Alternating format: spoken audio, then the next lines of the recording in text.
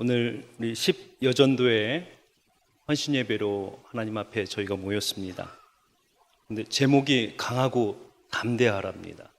그래서 10여전도회 제 기도 제목을 보니까 강하고 담대함이 좀 필요하실 것 같아요. 그래서 자녀들을 위한 기도, 또 본인의 가정을 위한 기도, 여러 기도를 하셨는데 제가 이렇게 기도 제목을 쭉 보면서 본인에 관한 기도가 필요한, 오히려 왜냐하면 가정의 중심이기 때문에, 그래서 강하고 담대하라라고 하는 이 말씀으로 먼저 우리 10여전도에 도전하고 싶습니다.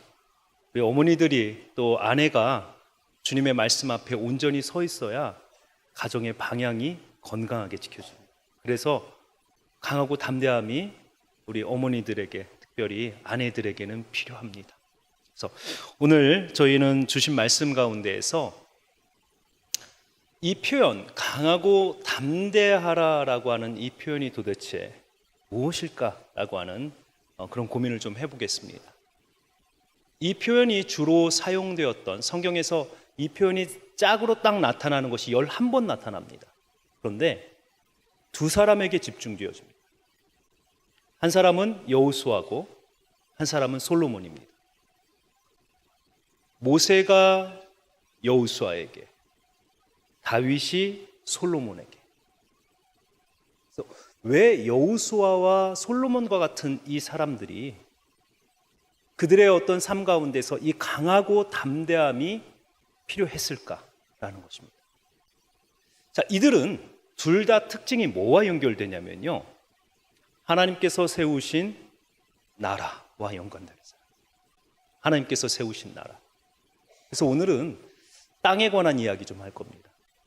그래서 하나님께서 세우신 이 나라, 땅에 관한 이야기가 성경에서 어떻게 전개되어지는지를 우리가 좀 한번 살펴보도록 하겠습니다. 자, 저희는 지난 시간까지 해서 어떤 이야기를 주로 했냐면요, 하나님께서 특정한 사람을 선택하시고 하나님의 회복이라고 하는 전략이 바뀌셨다. 하나님께서 바뀌셨다, 마음이 바뀌신 것이 아니고 세상이 바뀌니까 하나님께서 바뀌신 그 죄악된 세상에서 이들을 어떻게 회복하실지 하나님의 세계 선교 전략. 그래서 처음부터 하나님은 하나님을 신뢰하고 여호와를 경외하고자 하는 그러한 사람들을 만드셔서 그들로 하여금 이 세상을 하나님이 만드신 아름다움을 유지하는 자들로, 그래서 사람을 하나님의 형상이라고 불렀다라고 그랬죠. 하나님의 일을 대신하는 자라는 의미. 자, 그런데 이렇게 하나님께서 세우신 형상들이 오히려 하나님의 아름다움을 파괴하자 하나님께서 세상의 질서들을 하나님이 직접 바꾸셔서 이들을 심판하시다가 이제는 아브라함부터 하나님께서 한 사람을 선택하셔서 그 한 사람을 통해서 모든 세상을 회복시키고자 하는 하나님의 이 한 사람 전략이 시작됩니다. 그리고 이 한 사람 전략의 완성은 예수 그리스도. 예수 그리스도 이 한 분이 하나님의 말씀에 순종하심으로 한 사람, 첫 사람이 하나님의 말씀에 불순종함으로 결국 파괴되었던 하나님의 창조의 질서를 예수 그리스도를 통해서 하나님은 회복시키고자 하셨다는 거죠. 그런데 아담부터 그리스도까지 하나님께서 이 다리를 놓기 위해서 이곳에 하나님의 선택한 사람들을 시대마다 하나님께서 부르셔서 그들을 사용하셨다라는 것입니다. 그래서 아브라함으로부터 시작해서 이삭, 야곱, 유다, 다윗, 예수 그리스도, 이렇게 연결이 돼요. 그런데 이렇게 흘러가는, 사람 중심으로 흘러가지만 각 시대마다 그들이 감당해야 될 하나님의 전체 회복의 그 전략 가운데, 회복의 프로그램 가운데에서 각 시대마다 그들이 감당해야 될 역할들이 조금씩 달랐습니다. 자, 그래서 아브라함에게는 언약의 처음이자 그로 말미암아 언약 백성이 시작되도록 만드셨어요. 그래서 아브라함의 자손이 하늘의 별과 같이 많아질 것이다. 다른 사람의 인류가, 다른 사람의 자손이 많아지는 것이 아니고 하나님은 특정하게 아브라함의 자손이, 그래서 아브라함을 통해서 난 그 자손들이 하나님의 선택받은 백성. 이 선택받은 백성의 특징은 뭐냐면 창세기 3장 15절에 나오는 여인의 후손과 그 다음에 뱀의 자손. 이 두 개의 부류 가운데에서 아브라함의 후손은 아브라함의 후손은 여인의 후손으로 들어가기 시작하고, 그 다음에 뱀의 후손에 들어가기 시작하는 사람들은 가나안 백성들. 그래서 여인의 후손인 아브라함의 후손들이 뱀의 자손인 가나안 백성들을 점령하는 것은, 이건 단순하게 하나의 어떤 나라를 점령하고 민족을 점령하는 것을 떠나서 하나님 나라의 회복을 위해서 하나님께서 이미 예정해 놓으신 것이다. 그래서 노아라고 하는 사람의 세 자손의 이야기를 하면서도 이미 가나안의 조상인 그 자손의 그 계열에 그들이 셈 자손, 그러니까 아브라함의 자손들을 섬기게 될 것이다 라고 하는 것을 하나의 질서로, 회복의 질서로 하나님께서 미리, 아브라함 이전부터 하나님께서 미리 세워놓으신 거예요. 그러니까 성경을 읽으면 읽을수록 우리가 놀라운 것은요, 하나님이 일관성 있으십니다. 하나님은 그때그때 변하시는 분이 아니고 정말 하나님은 약속을 하시면 이 약속을 끝까지 지키십니다. 성실하신 하나님. 이게 우리에게는 엄청난 큰 위안입니다. 사람은요, 때로는 순종하기도 하고 불순종하기도 합니다. 하나님은요, 한 번도 하나님께서 선택하신 백성, 하나님께서 정말 약속을 주신 백성에게 하나님이 한 번도 그의 눈을 떼신 적이 없으십니다. 이게 우리에게는 은혜예요. 비록 우리가 하나님을 떠나서 등을 돌릴지라도 아버지는 우리의 뒤통수라도 계속 언제 제가 돌아올까? 라고 바라보시고 계시는 거예요. 그러니까 이 기다림이 우리로 하여금 큰 소망을 갖게 하는 거예요. 지금 우리가 이제 살펴볼 이 땅에 관한 이야기가요, 이제 사람의 숫자가 다 채워져서 저희가 살펴본 것처럼 하나님께서 그들을 이끌어내십니다. 애굽에서 사람의 숫자를 우리가 모내기철이 되면, 예전에는 모내기철이 되면 그 논에다가 벽실을 뿌려서 그 모가 잘 빽빽하게 자라게 놔둡니다.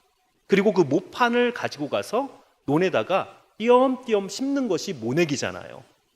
그러니까 애굽에서 이스라엘 백성들이 고센 지역에서 그렇게 빽빽하게 마치 하나님께서 모내기 하시는 것처럼 거기다가 벽실을 뿌려서 그 모내기를 할 그 벼들이 자라가게 하신 것처럼 그 고센 지역에다가 이스라엘 백성들을 넣으시고 그곳에서 이 수가 늘어날 때까지 하나님께서 기다리시는 거예요.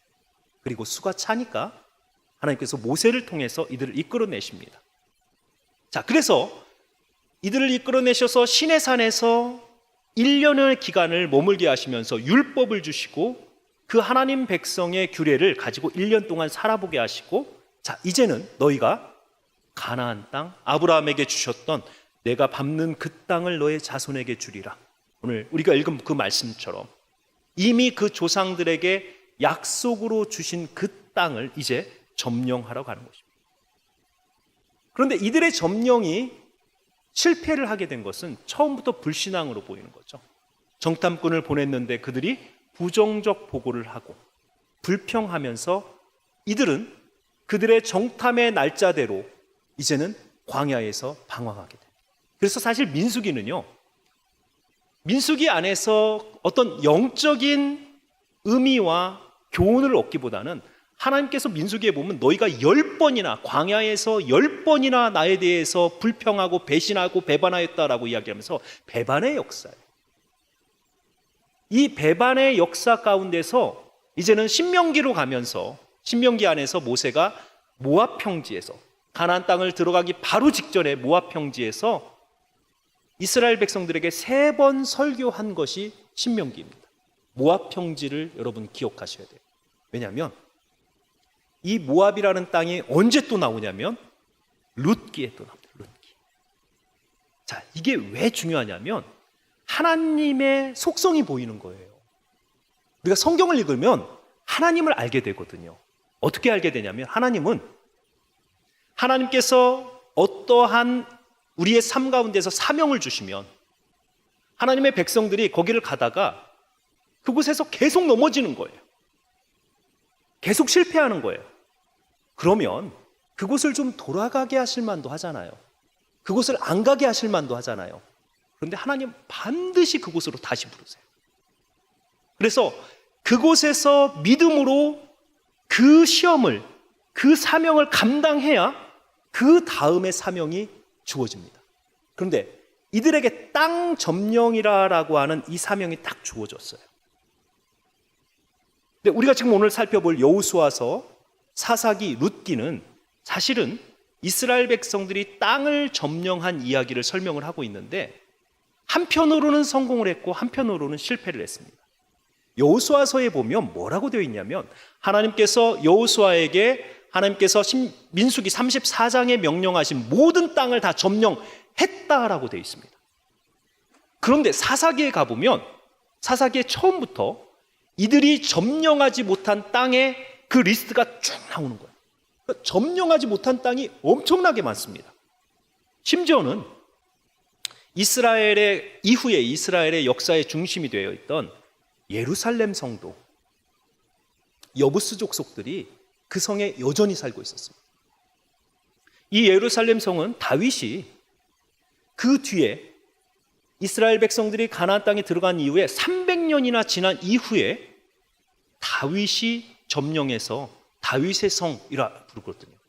그만큼 가나안 땅에 많은 많은 땅이 점령되지 못한 상태로 나와 있는 거예요. 이게 결국 어떤 문제를 일으켰냐면 사사기라고 하는 이스라엘 백성들의 삶에 있어서 가장 어두운 시대, 하나님께서 명령하신 그 약속의 땅을 제대로 점령하지 못해서 이스라엘 백성들은 점령해야 될 가나안 땅에 점령을 당하는 350년 정도의 사사의 시대를 맞습니다.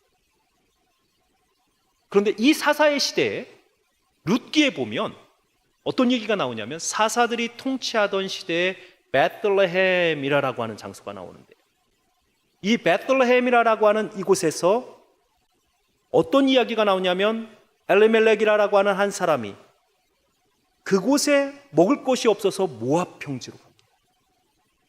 그러니까 단순히 흉년이 들었다라는 표현이 아니고 하나님께서 명령하신 그 땅을 온전히 점령하지 못한 이스라엘 백성들이 육체적인 흉년뿐만 아니고 영적 가뭄을 경험하고 있는 거예요. 왜냐하면 가나안의 문화가 그들을 점령하고 있었거든요. 그래서 하나님께서 엘리멜렉이라고 하는 한 가정을 다시 원위치, 모압 평지 처음 모세가 설교했던 그곳으로 이 한 가정을 대표로 뽑아냅니다. 그리고 남자들을 다 죽이고 나오미와 그다음에 룻이라고 하는 모압 여인만 들어가게 합니다. 그리고 나서 이 땅에 누구를 기다리게 하냐면 다윗, 그다음에 다윗의 조상이 되는 유다와 다말 사이에서 나왔던 베레스라라고 하는 이 아들의 7번째 손이죠. 보아스라라고 하는 이 사람을 기다리게 하는. 이게 왜 중요하냐면 이후에 땅 점령이라고 하는 이 사명을 최종적으로 민수기 34장에 나타나는 35장에 나타나는 이 땅 점령을 최종적으로 누가 다 했냐면 다윗이 합니다. 그래서 이 땅을 최종적으로 점령할 그 다윗의 탄생을 준비하는 과정이 바로 보아스라라고 하는 사람. 그래서 하나님께서 모압으로 다시 이스라엘 백성들을 이끌어냈다가 모압 여인을 함께 오면서 이곳에서 다윗이라고 하는 사람이 유다 계열의 다윗이라고 하는 사람이 태어날 수 있도록 준비하는 동일한 패턴이 언제 일어나냐면 이스라엘 백성들이 가나안 땅을 다 점령하고 나라를 세워서 다윗의 나라, 그 다음에 솔로몬의 나라, 그러나 이들이 그 땅에서 하나님을 온전히 섬기는 그 일을 실패했을 때 하나님께서 그들을 어디로 다시 불러내냐면요, 아브라함이 처음 하나님의 부르심을 받았던 갈대아 우르, 그곳이 바로 바빌론입니다. 그러니까 갈대아 우르가 바빌론의 핵심적인 도시예요. 이스라엘 백성들이 포로로 잡혀갔을 가능성이 가장 많은 곳입니다. 하나님께서 그들을 다시 원위치, 너희들은 그 땅을 점령해서 하나님의 나라로 만들지 못했어. 그러면 여기서부터 다시 시작해. 그리고 48년의 기간을 그 바벨론 땅에 머물게 하시다가 다시 이들을 예루살렘으로 다시 복귀시키는, 이 작업이 끊임없이 일어납니다.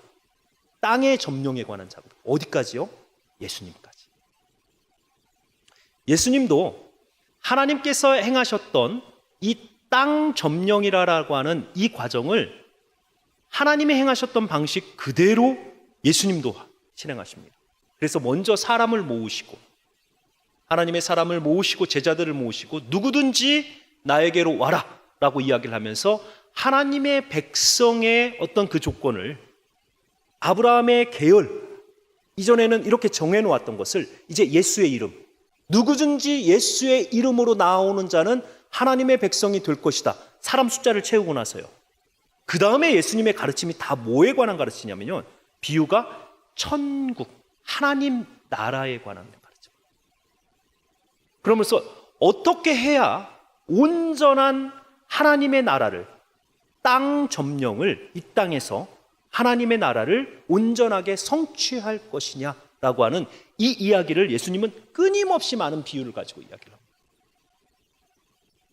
그리고 이 하나님의 나라에 관한 교훈을 어디까지 연결시키냐면, 하나님 이후에 우리가 죽으면 가는 진짜 하나님의 나라까지 연결을 시키면서 이 땅에서의 땅 정복을 천국과 연결을 시키거든요. 자, 우리가 지금 땅에 관한 이야기를 하고 있어요. 그런데 이 땅에 관한 이야기가 단순히 한 지역을 점령하는 이야기가 아니고 우리 삶에 관한 이야기를 하고 있다는 것입니다.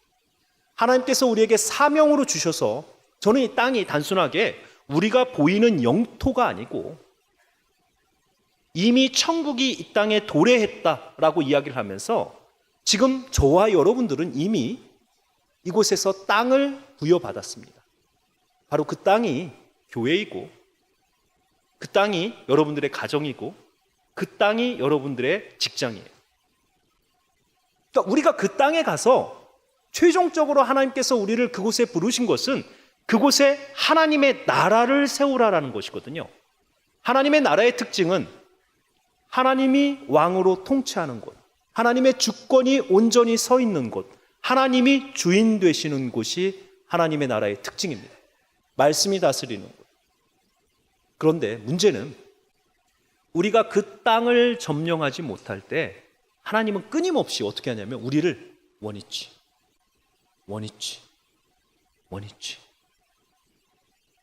우리의 삶이 지속적으로 실패하고 지속적으로 한 곳에서 무너지잖아요. 그럼 우리는 거기를 그냥 건너뛰고 싶어 해요.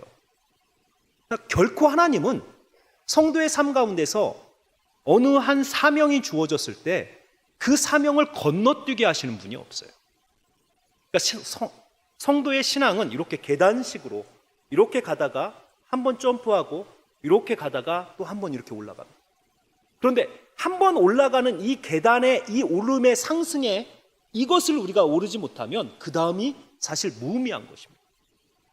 그러니까 땅 점령이라고 하는 이 과정이 사실은 이스라엘 백성들에게 정말 중요한, 왜냐하면 그들의 눈에 실질적으로 보이는 하나님의 언약의 성취가 바로 땅을 점령하고 그 땅에 하나님이 주신 율법을 가지고 나라를 세워서 하나님을 대신해서 통치할 왕이 그 땅을 다스리는 거예요. 그러니까 하나님 나라에, 하나님이 원하셨던 하나님 나라의 통치 방식은 뭐냐면요,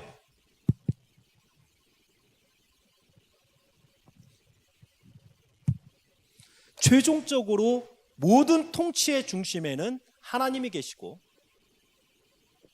그 다음에 왕과 제사장을 세우고요, 왕은 정치적인, 백성들을 실질적으로 다스리는 정치적 분야에서, 그리고 국민들의 실제적 삶 분야에서 하나님을 대신해서 통치하는 것이고, 제사장은 종교적 측면에서 하나님의 백성이 하나님과 어떠한 관계를 맺고 살아야 되는가라고 하는 그 측면에서 제사장은 종교적 측면으로 백성들을 다스리는 역할을 합니다. 그리고 이 가운데다가 선지자를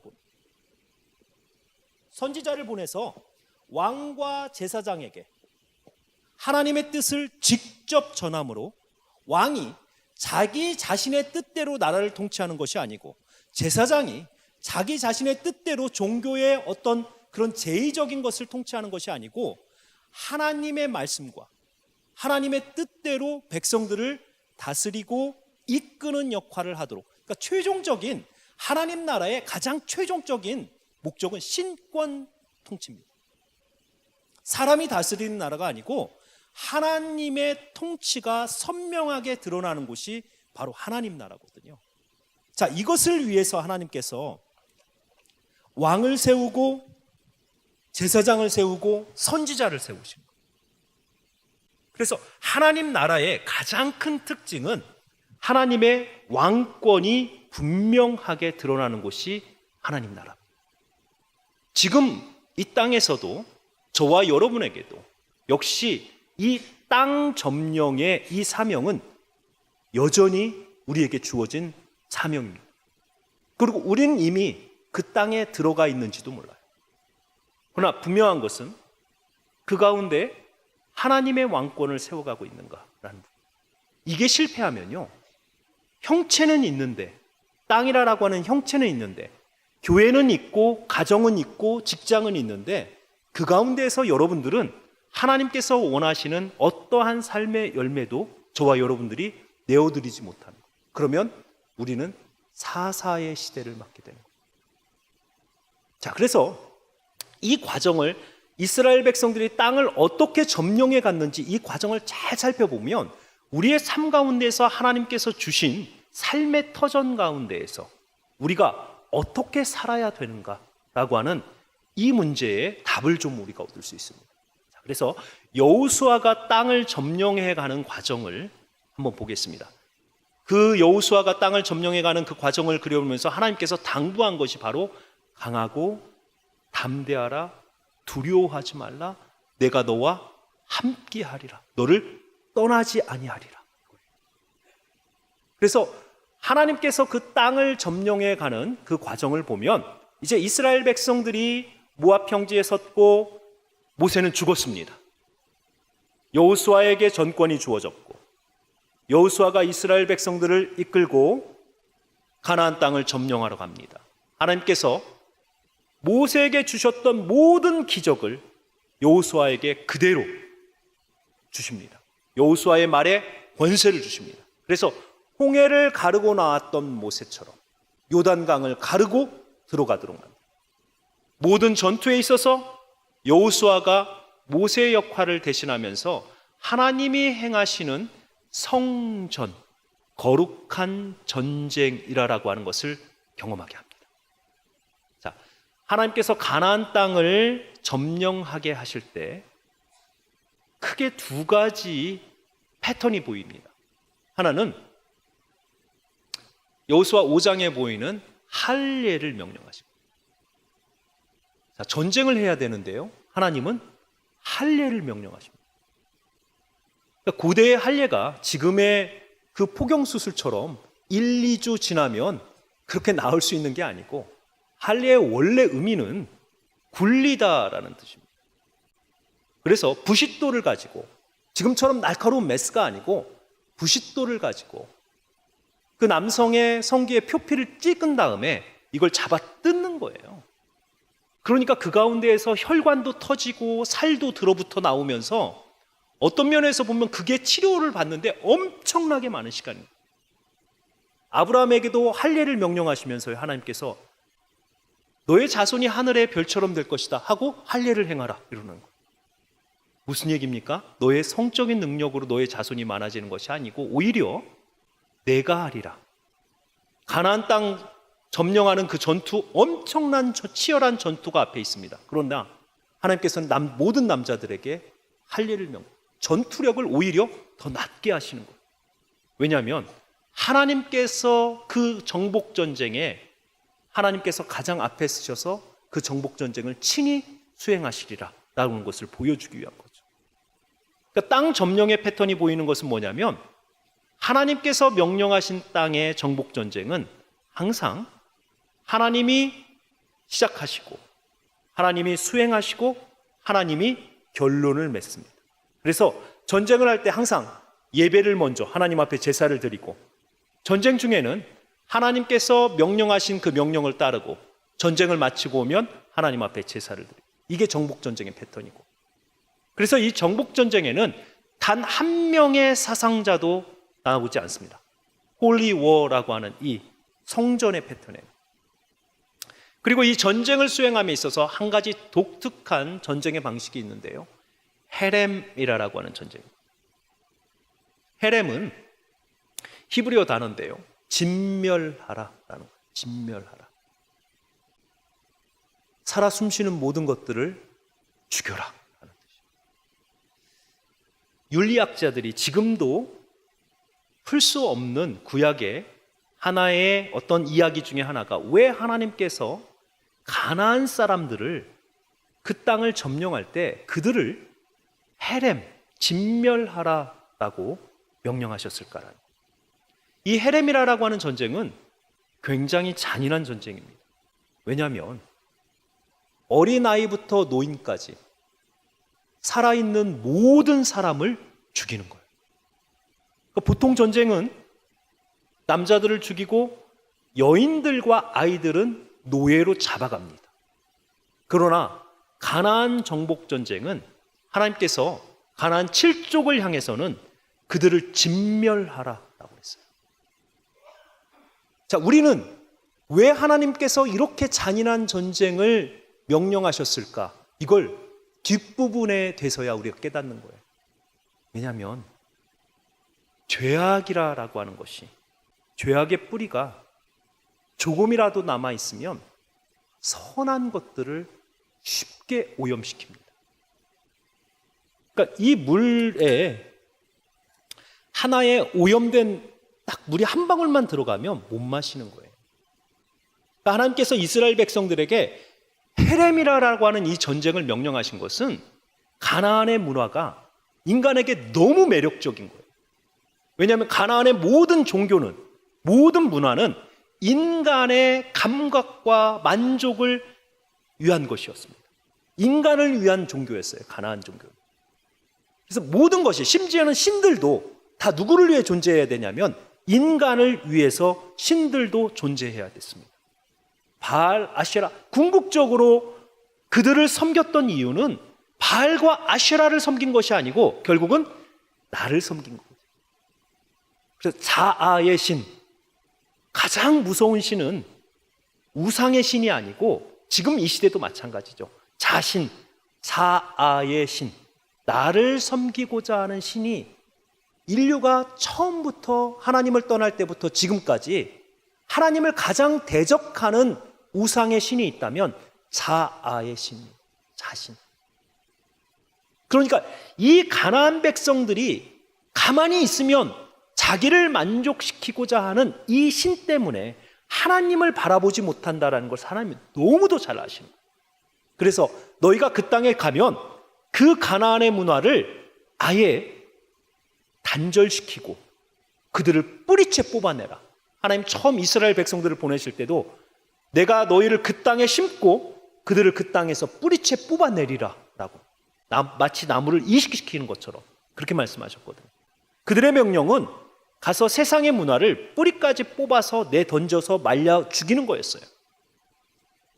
자, 그런데 이스라엘 백성들이 그 땅을 점령하러 가면서 그 땅에서 두 개의 전쟁을 경험합니다. 하나는 여리고 전쟁이고 하나는 아이성 전쟁이고 실질적으로 이스라엘 가보시면 그 사이에 작은 도시 국가들이 더 있었을 가능성이 많습니다. 그런데 성경은 의도적으로 여리고와 아이라고 하는 이 두 개의 전쟁만 소개합니다. 이것이 이후에 이스라엘 백성들이 경험해야 될 모든 전쟁의 두 가지의 패턴을 보여주는 거거든요. 아무리 거대한 성이라 할지라도 하나님을 신뢰함으로 나아가면 그 성을 무너뜨릴 수 있고 아무리 작은 성이라 할지라도 하나님을 불신하고 하나님의 말씀을 어겼을 때는 그 작은 성의 전투에서도 패할 수밖에 없다라고 하는 삶의 원리를 하나님께서는 보여주시고자 했던 거예요. 지금 우리에게도 동일합니다. 그 당시 이스라엘 백성들에게 여리고성은 그들의 능력으로는 절대 점령할 수 없는 성입니다. 달의 신 난나를 섬기고 있는 여리고성. 이중벽으로, 성벽이 이중으로 되어 있고요. 성벽과 성벽 사이에 마차 한 대가 자유롭게 다닐 수 있을 만큼 도로가 있습니다. 방어를 위한 최상의 도시입니다. 인류가 지금까지 만들어낸 도시 가운데 가장 오래된 도시. 현재까지 나온 유적만 BC 6,000년 전 유적이 나오고 있습니다. 왜냐하면 그 여리고라고 하는 곳이 광야에서 유일하게 물이 나오는 곳이거든요. 그러니까 우리 여러분들 아시는 것처럼 그 엘리야의 그 소금을 던지는 그 사건들, 물을 먹을 수 있도록 이런 어떤 사건들이 여리고라고 하는 그 성 자체가 지정학적으로 굉장히 중요한 곳입니다. 이스라엘 가보신 분들은 왜 여리고성이 중요한지를 아실 거예요. 그런데 그 가장 인류의 역사 가운데서 가장 낮은 곳에 있고 도시 가운데 가장 낮은 곳, 해발 마이너스 450. 마이너스 450이에요. 300에서 450 사이가 그 사해의 어떤 높이가 되거든요. 그러니까 예루살렘은 고도가 700 정도 됩니다. 그러니까 예루살렘에서 여리고까지 30km밖에 안 되는데 이곳의 해발 고도 1000m 차이가, 1km 차이가 나요. 그러니까 여리고는 가장 낮은 도시 가운데에서 해발 고도가 가장 낮은 도시, 가장 인류의 역사상 오래된 도시입니다. 그렇기 때문에 여리고에 가보면 방어하기 좋은 형태로 많은 적들의 침입이 있었던 거죠. 그래서 성벽이 이중벽이고 그 성벽 사이에 마차가 오르내릴 수 있는 도로가 있음으로써 화살이나 무기가 떨어졌을 때 빠르게 성 안에서 성벽까지 무기를 빠르게 옮길 수 있는 방어에 최적화되어 있는 그런 성입니다. 이스라엘 백성들의 전투력으로는 결코 무너뜨릴 수 없는 성입니다. 그런데 하나님께서요, 단순하고도 놀라운 방식으로 소리 질렀더니 무너졌어요. 이스라엘 백성들이 놀라운 하나님의 능력을 경험한 거죠. 그리고 나서 아이성 전투에 2-3천 명만 보냅시다. 교만해지기 시작하는 거예요. 이 두 개의 전쟁이 이후에 이스라엘 백성들의 가나안 땅 전투라고 하는 것에 하나의 큰 패턴을 보여주거든요. 자, 이스라엘 백성들이 이 두 개의 전투를 거치고 나서 이제 기브온이라고 하는 그 사람들이 멀리에서 온 것처럼 여호수아를 만나서 하나님의 이름으로 평화의 조약을 맺습니다. 가나안 땅을 다 점령해야 되는데 바로 그 다음 성이 기브온성인데 그 백성들과 하나님의 이름으로 그들을 진멸하지 않겠다라는 언약을, 여기서부터 이제 이 땅의 점령이 불완전해지기 시작하는 거예요. 근데 성경은 이때 뭐라고 되어 있냐면 하나님께 묻지 않고 그들의 방식으로 가나안 땅을 그 백성과 언약을 맺은 거죠. 여기서부터 시작하는 거예요. 잘못된 것이. 그리고 나서 이스라엘 백성들이 그 땅을 점령하면서 어떤 방식으로 땅을 점령하냐면 하나님께서 명령하신 방식대로 그들을 다 그 땅에서 내쫓는 것이 아니고 그들이 살고 싶은 그 성이 있으면 그 성을 가서 빼앗고 그들이 그 가운데 들어가 살고 가나안 백성들은 성 밖에서 사는 거예요. 그들과 공존하기 시작하는 거죠. 그러니까 그 땅에서 다 몰아내는 것이 아니고 거점 중심으로 들어가서 중요한 성만 점령하고 사는 거예요. 그리고 가나안 백성들은 성 밖에 나와서 산과 굴에서 사는 거죠. 그리고 여호수아는 그 땅을 다 점령했다라고 이야기를 하고 그 땅을 분배를 합니다. 그리고 여호수아서가 끝나요. 문제는 사사기에서 그들이 점령하지 못한 땅뿐만 아니고 점령한 땅에서 가나안의 문화와 같이 공존해 가면서 살면서 이스라엘 백성들은요, 불과 몇십 년 만에 가나안의 문화를 여호와 하나님을 섬기는 것과 같은 공존하는 혼합주의적 신앙을 갖게 됩니다. 그래서 하나님을 어떤 방식으로 이해하기 시작했냐면 가나안에 많은 신들이 있고 그 다음에 여호와 하나님도 그 신 가운데서 하나의 신 이렇게 해요.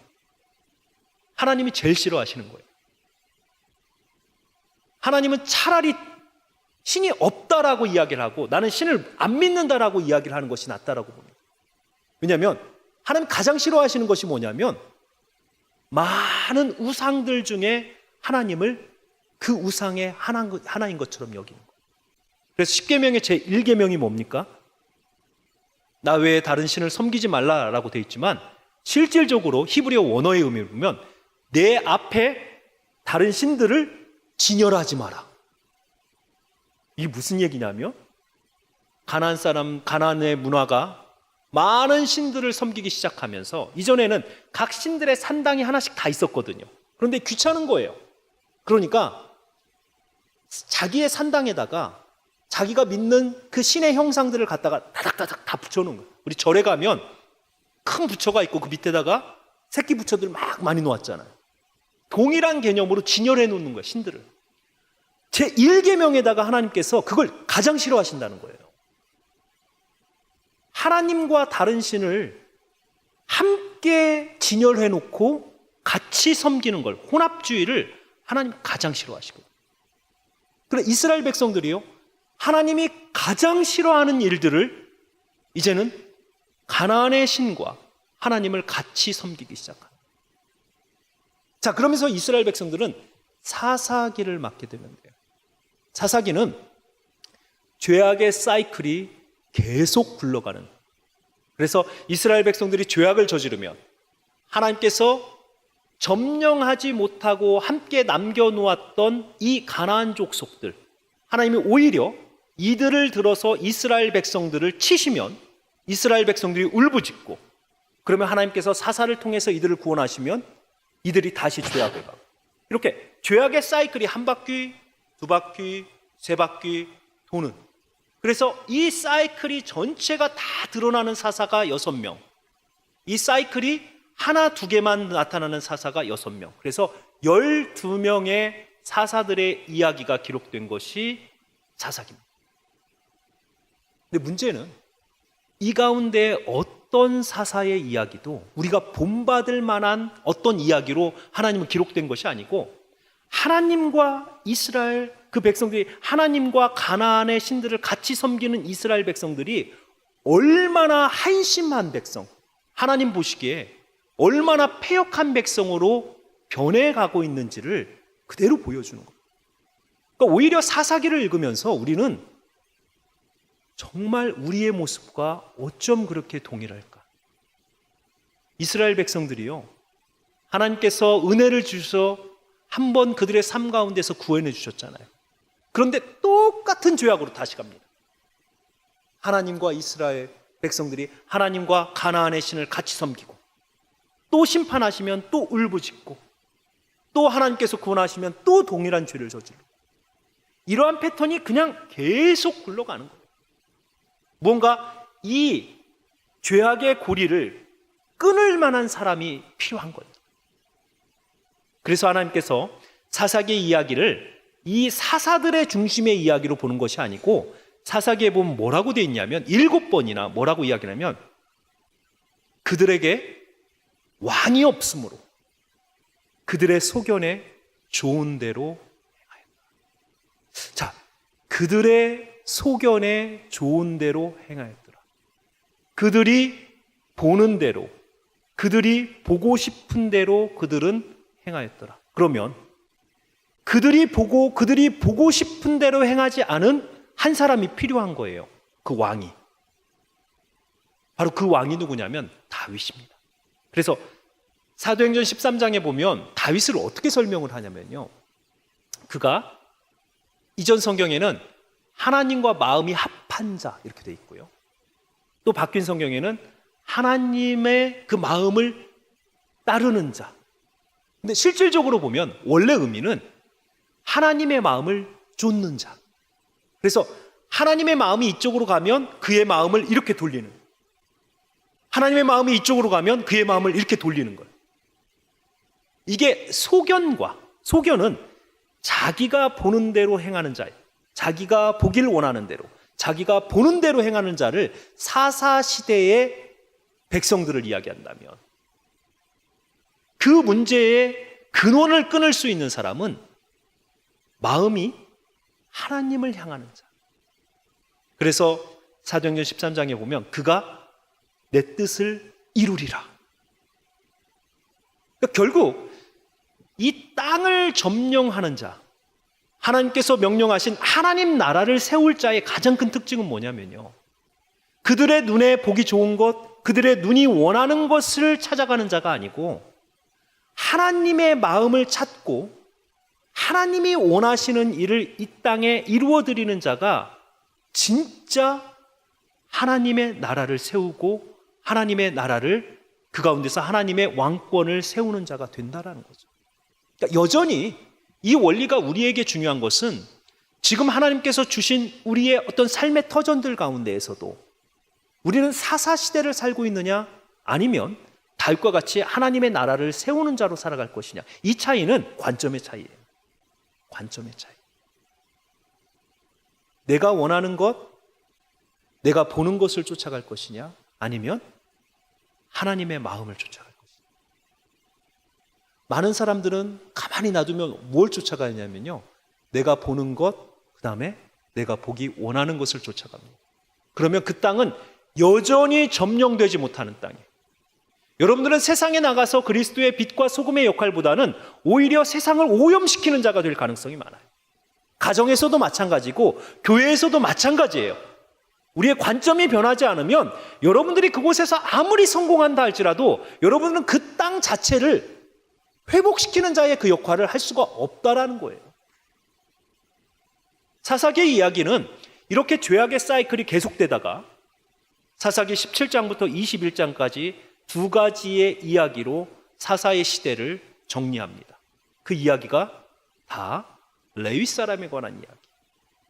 그래서 이 레위 사람이 모세의 증손인 요나단이 개인의 한 집의 제사장이 되어서 종교의 시스템이 붕괴가 되었고, 교회 안에서 레위 사람이 분깃을 받지 못한 레위 사람을 위해서 11조와 헌금이 드려지지 않았을 때 이 레위 사람이 떠돌이가 되어서 한 개인의 우상을 섬기는 그러한 제사장이 된 이 이야기. 사사시대가 종교적 시스템이 무너졌다라는 것, 이걸 보여주는 거죠. 지금도 결국은 땅이 무너지고 하나님 나라가 무너지는 가장 첫 번째는 뭐냐면요, 예배가 무너지면 하나님 나라는 그냥 무너집니다. 하나님께서 이스라엘 백성들에게 땅을 나눠주시고요, 그 가운데 레위 사람들을 그 가운데에서 살게 하시면서 레위 사람들로 하여금 하나님의 말씀을 끊임없이 그 족속들에게 가르치게 하셨거든요. 그런데 이들이 하나님의 말씀을 듣지 않고 하나님 앞에 온전한 제사를 드리지 않으면서 레위 사람들이 그 땅을 떠나기 시작한 거예요.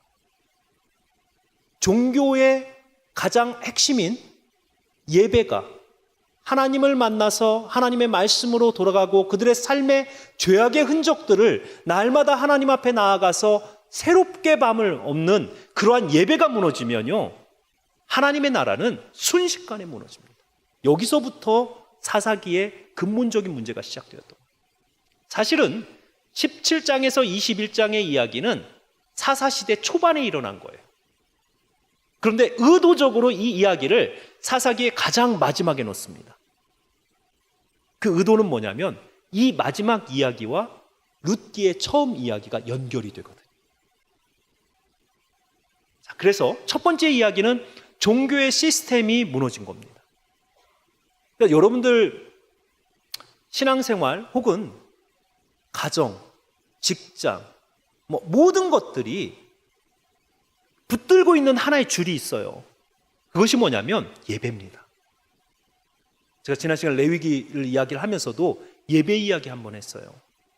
하나님께서 왜 예배의 시간과 방법과 장소를 정확하게 정하시고 그곳을 벗어나는 것을 엄격하게 금하셨는지를, 우리는요 가만히 놔두면 우리의 방식으로 하나님을 내가 원하는 방식으로 예배하기를 너무 좋아해요. 이게 가나안의 종교거든요. 나를 위해서 신을 끌어내리는 것, 나를 위해서 신을 내 옆에 두는 것, 이런 것들은 다 나의 방식, 가나안의 문화예요. 그러나 하나님은요, 장소를 정하시고 시간을 정하시고 방법을 딱 정하셔서 이와 같은 방식으로 준비하고 내가 예비하고 하나님의 방식을 지키려고 노력하면서 예배를 드려라. 이 예배가 무너지면 다 무너지는 거예요. 땅, 백성, 복, 의미 없는 거예요. 예배가 무너지면. 그러니까 지금도 마찬가지입니다. 우리의 삶 가운데서 직장, 가정, 여러분 개인의 모든 삶, 예배는 그 예배 가운데서 내가 하나님 앞에 어떠한 모습으로 서느냐, 그만큼이 여러분들이 세상에서 살아가고 가정에서 살아가고 직장에서 살아가는 딱 분량이에요. 예배 가운데 여러분들이 여전히 방관자면 가정에서도 그냥 사명을 놓고 구경하는 사람이에요. 세상에 나가서도 그냥 구경하는 사람이에요. 내가 예배 가운데 어떤 모습을, 카메라 있잖아요. 한번 찍어달라고 그러세요. 내 예배자의 모습이 어떤지. 그리고 여러분 마음으로 한번 보세요. 내가 예배를 어떤 식으로 준비하고 나오는지. 제가 예배에 대한 단어를 한번 설명해 드렸습니다. 예배는 예배 시간에 정해진 것이 아니고 두 가지 의미를 갖는 히슈하바, 나와 엎드림. 나오는 데까지 우리는 우리의 삶을 준비하고 예비하고 정결케 해서 예배 가운데에서는 하나님께서 나에게 뭐라 말씀하시고 내가 하나님 앞에 어떻게 나아가야 되고 내 삶에 하나님의 말씀이 어떻게 비춰져야 될지 부단히 하나님의 말씀을 들으려고 해야 돼요. 내 이야기를 하는 것이 아니고. 예배의 주인이 누구라는 거예요? 하나님 말씀하시옵소서 종이 듣겠나이다. 이게 예배자의 예배 가운데 가장 핵심이거든요. 이 예배가 없으면 우리는 사사시대를 여전히 땅 점령 불가능합니다. 두 번째는요, 또 레위 사람이 나와요. 레위 사람이 첩이 있습니다. 가정에 불화가 있어요. 그래서 이 여인이 베들레헴 친정으로 도망갔어요. 그런데 이 사람을 데리러, 이 여인을 데리러 갔습니다. 그 다음부터 이야기는 성경에서 가장 잔인하고 성경의 모든 기사 가운데에서 가장 잔인한 이야기, 가장 폭력적인 이야기가 기록됩니다. 오히려 소돔 사건보다도 더 잔인한 이야기가 그곳에 기록됩니다.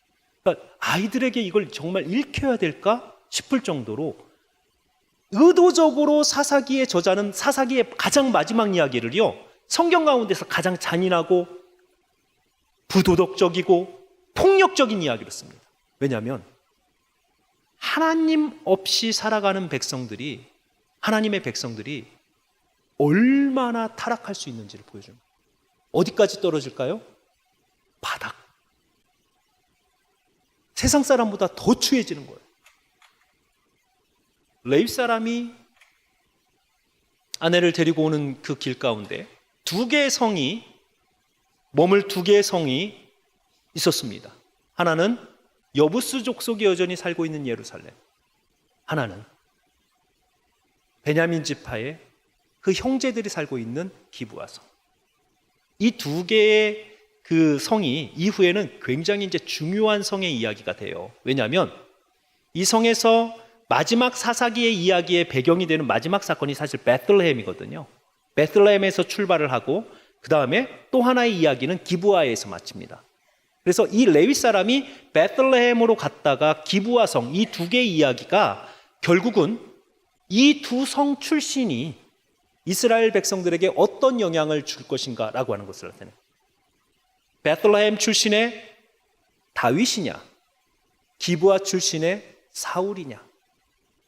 이 두 사람의 어떤 초대 두 왕이 궁극적으로 이 사사시대의 이 문제를 해결할 사람이 어디서 나오느냐, 이 이야기를 설명하기 위해서 이 두 개의 성이 의도적으로 나옵니다. 근데 그 성 사이에 예루살렘 성이 나옵니다.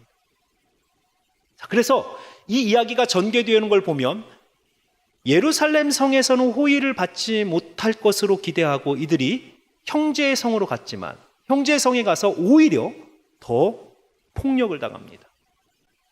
환대를 받지 못하고. 그래서 그 레위 사람과 그 아내가 그 한 노인의 집에 들어갔는데 모든 성 사람들이 나와서 그 남자를 이끌어내라. 우리가 그와 상관하리라. 자, 이 이야기 어디서 많이 여러분은 보셨어요? 어떤 이야기예요? 창세기 19장의 소돔성. 하나님의 천사가 내려갔을 때 의도적으로 동일한 사건을 기록해요. 그만큼 하나님이 그렇게 진멸할 수밖에 없는, 불과 유황불로 진멸할 수밖에 없는 죄악의 성 소돔보다 하나님의 백성이 살고 있는 기브아 성이 더 타락했다라는 걸 보여주기. 문제는 그 성의 타락뿐만 아니고 그 여인이 이끌려 나가서 그 남자가 자기 아내를 내어줍니다. 밤새 이 여인이 그 성 남자들에게 유린을 당하고 돌아왔어요. 분명히 문고리를 잡고 있었다라고 돼 있어요. 그런데 이 남자는요, 샤캄이라고 하는 단어, 자고 일어나니 이렇게 돼 있다. 그러니까 한 사람의 남편으로서 굉장히 무책임한 모습을 그려놓고 있습니다. 그리고 그 여인이 죽어 있는 그 모습을 보고 그 여인의 몸을 토막을 쳐서 각 지파에게 보내서 전쟁이 일어나는 거예요. 베냐민 지파 대 나머지 이스라엘 백성들 간의 전쟁.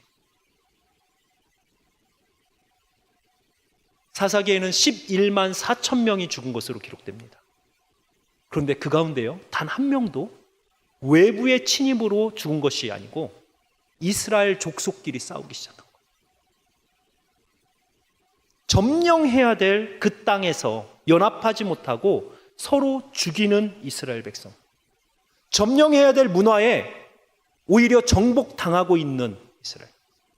가나안 백성보다 더 타락하여서 심지어는 하나님과 그 가나안의 신을 같이 섬길 뿐만 아니라 심지어는 하나님이 가장 싫어하시는 소돔 성과보다도 더 타락했던 이스라엘 백성들. 무엇이 이들을 이렇게 만들었냐? 결국은 이들이 하나님으로부터 멀어지고 하나님과 같은 신들, 하나님과 같은 위치에 다른 신들을 섬기기 시작하면서 이스라엘 백성들에게는 하나님의 말씀, 하나님 앞에 드려지는 제사, 이런 모든 것들이 더 이상 중요하지 않아요. 오히려 그들의 땅 자체가, 그래서 그들의 소견이라는 것은 보이는 것만 찾아다니는 자들이에요. 보이는 것만. 보이지 않는 하나님의 나라, 보이지 않는 하나님의 사명, 왜 하나님께서 나를 이 땅에 보내셨을까? 이곳에 보내셨을까? 이 가정에 보내셨을까? 이 교회에 보내셨을까? 혹은 이 직장에 보내셨을까? 그 하나님의 뜻을 찾기보다는 보이는 것, 승진을 해야 되고 집을 넓혀야 되고 교회에서도 더 높은 직분을, 더 많은 어떤 뭔가 사람들의 그 눈빛을, 칭찬을 얻어야 되고, 여전히 그러한 것들이 소견이 그들의 눈에 보는 것들만 쫓아가면 그 땅은 절대 점령될 수 없는 땅이 돼요. 그러니까 결국 그 결말이 뭐냐면요, 하나님께서 복으로 주신 땅이 가장 타락한 곳이 됩니다. 하나님의 나라가 세워질 그 땅이 죄악의 나라가 되는 거예요. 지금 이 시대도 동일합니다. 가정, 교회, 나의 삶, 하나님이 주신 점령하라고 우리에게 하나님께서 약속의 땅으로 주신 정말 하나님의 선물이고 기업입니다. 그런데요, 교회가 죄악의 장소가 될 수 있습니다. 우리는 그 시대를 목도하고 있어요. 어떻게 하나님의 교회가 저렇게 타락할 수 있을까? 타락합니다. 마치 기브아 성처럼. 여러분들의 가정이요, 하나님께서 복으로 주신 가정이 세상의 어떤 곳보다 더 치열하게, 더 처절하게 싸우는 전투의 장소가 될 수 있어요. 가장 많은 살인사건이 일어나는 곳이 가정입니다. 전체 살인사건의 45%가 친족 안에서, 가정 안에서 일어나고 있습니다. 이게 지금 우리 현실이에요. 1년에 일어나고 있는 살인사건의 45%가 가정 안에서 친족 간에 일어나고 있습니다. 가장 처절한 곳, 가장 위험한 곳, 가장 분열이 많은 곳이 가정이 되고 있습니다. 직장 가서 그들을 변화시키고 그들에게 복음을 전하고 나의 삶을 통해서 그곳이 하나님의 나라가 되도록 하나님께서 우리를 보내신 그곳이 가면 더 많은 것을 뜯어먹고 힘 있는 자가 더 많은 땅을 차지하고 복음보다는 자기의 이름과 자기의 유익을 위해서 많은 사람들을 뜯어먹고 지배하고 점령하는 곳이 되어버렸어요. 하나님의 백성이 서는 곳마다 회복이 일어나는 것이 아니고 무너짐이 일어나고 있습니다. 왜요? 그들의 눈에 보이는 것, 그들의 눈이 원하는 것을 지금 이 시대에 하나님의 백성들도 가나안 땅에 들어가서 하나님께서 명령하시고 하나님께서 말씀하신 방식으로 하나님 앞에 제사하고 하나님의 말씀대로 살아가고 왕은 왕으로서 통치하고 제사장은 제사장으로서 하나님의 백성들의 그 마음을 모아서 하나님 앞에 드려지는 그 제사를 관리해야 될 모든 그 사명들이 다 그들의 소견대로 이루어지기 시작합니다. 우리는 이 시대에 엄중한 책임을 가지고 있어요. 어떤 책임이냐면 하나님께서 저희들에게 왕 같은 제사장, 이 두 개가 이전에는 하나님께서 왕도 따로 부르고 제사장도 따로 불러서 특정한 사람을 불렀는데요, 그리스도를 통해서 다 이루신 다음에는 우리를 뭐라고 부르시냐면 왕이고 제사장이다. 이 세상에서요. 그리고 우리에게는 점령할 땅을 보여주시는 거예요. 이미 우리에게 땅을 주셨고요. 그 땅에서 우리는 뭐 하고 있냐라는 거예요. 여전히 그들의 소견에 좋은 대로. 마지막 사사기의 마지막 이야기를 보니까 베냐민 지파와 전투를 하다가요, 베냐민 지파가 600명밖에 남지 않았어요. 그러니까 그 600명을 놓고 이 나머지 지파들이 맹세했어요. 하나님 앞에 그들에게는 우리의 딸을 주지 않으리라. 그러고 나서 보니까 베냐민 지파가 이제 결혼을 못하니까 우리 족속 가운데서 한 지파가 없어지게 됐구나, 그제서야 깨닫게 되는 거예요. 자, 그러면 이들에게 어떻게 여인을 줄까? 아내를 줄까? 훔쳐와라. 하나님의 잔치의 그날에, 실로에서 잔치가 날 때 가서 여인을 훔쳐오고, 한 성에서 베냐민 지파와 전투를 하려고 사람을 보내지 않았을 때 그 성을 가서 다 죽이고 남자를 알지 못하는 200명의 여인을 훔쳐와라.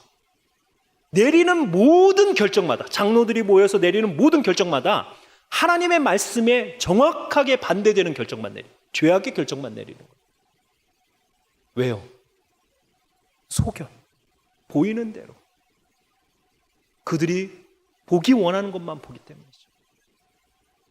그 땅은 이 사사의 시대를 거치면서 결코 점령할 수 없는 땅이 되어버린 거예요. 하나님의 약속의 그 땅. 그러나 하나님께서는요, 한 사람을 예비하십니다.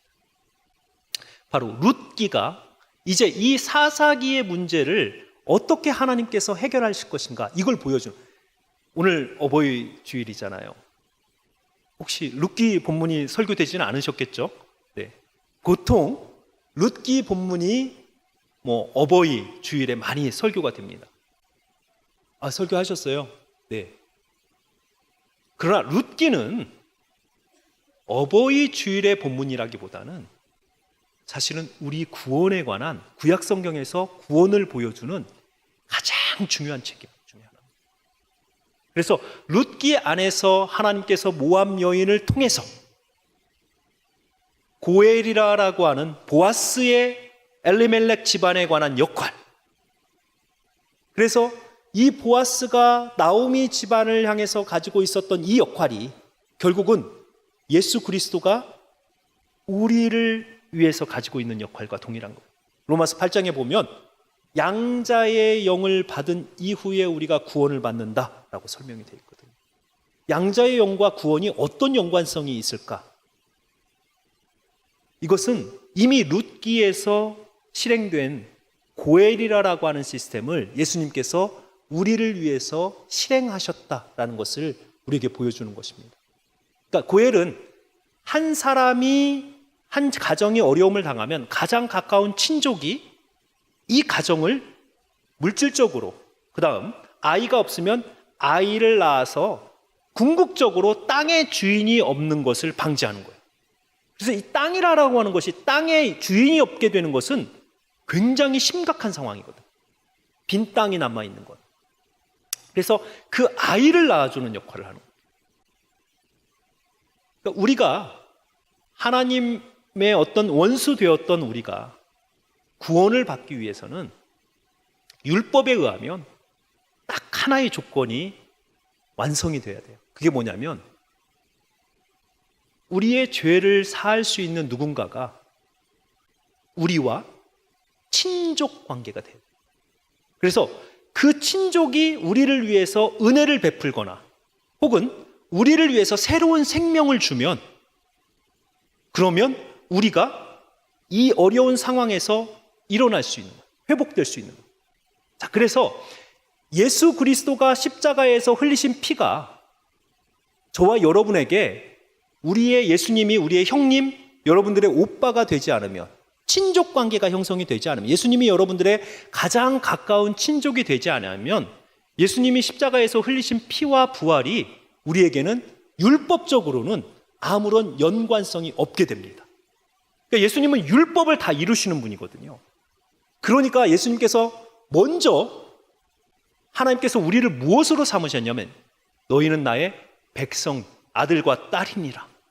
원수였는데 왜 아들과 딸로 삼으시냐면 죄값을 치러야 되는데 예수님을 통해서 그 예수님의 흘리신 피가 율법적으로 우리에게 합법이 되기 위해서는 예수님과 우리 사이가 보아스와 엘리멜렉 가정과 같이 친족 관계가 돼야만 이 베풀어준 선행이 생명을 주는 이것이 예수님의 이 부활이 우리에게 율법적으로 효능을 갖게 됩니다.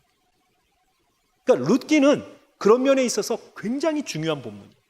그리고 그렇게 뭔가 율법적인 그 고해를 행할 수 있는 그 자손으로 다윗이라고 하는 이 자손이 태어나고 다윗의 자손 가운데서 예수 그리스도가 태어남으로써 예수님이 오셨을 때 이스라엘 백성들이 항상 그 앞에 붙이면서 따라다니면서 붙인 말이 있어요. 다윗의 자손 예수여 우리를 구원하소서. 다윗의 자손 가운데 누군가가 고엘이라고 하는 것을 행할 사람이 온다라고 하는 이 기대감을 성경에서 이미 보여줬거든요. 자, 그러니까 지금 우리가 이 땅이라고 하는 이 점령의 이야기를 쭉 하고 있지만 이스라엘 백성들은요, 그들의 능력으로 이미 실패했습니다. 왜냐하면 그들의 소견 때문에. 그런데 하나님께서는요, 다윗과 같이 하나님의 마음을 좇는 자를 이미 예비하셔서 그의 후손 가운데에서 이 죄악의 사슬, 죄악과 패역함과 심판과 울부짖음과 다시 죄악으로 돌아가는 이 죄악의 사슬 자체를 끊을 수 있는 그분을 이미 하나님께서 예비하고 계셨다는 거죠. 자, 그래서 우리가 1시간 동안 저희가 땅 이야기를 했는데요. 단순하게 지금 이스라엘 땅 이야기하는 것이 아니고 이 땅의 이야기는 우리에게 굉장히 중요한 의미를 줍니다. 지금 여러분들이 하나님께서 여러분들 앞에 보여주시고 명령하신 여러분들의 삶의 터전, 그곳이 바로 약속의 땅들이에요. 우리는 그곳에서 하나님의 왕권, 하나님의 마음을 시원케 해드리고 하나님이 원하시는 일들을 해드려야 되는 왕이며 제사장으로서 하나님의 앞에 부름을 받은 사람들이에요. 우리가 얼마나 우리의 소견을 따라서 교회와 가정과 직장과 세상 가운데 살아가고 있는지 오늘 이 말씀을 통해서 다시 한번 우리가 깨닫기를 원합니다. 하나님께서는 이 일이 쉽지 않기 때문에 우리에게 뭐라고 이야기합니까? 강하고 담대하라, 두려워하지 말라, 내가 너희와 함께하리라.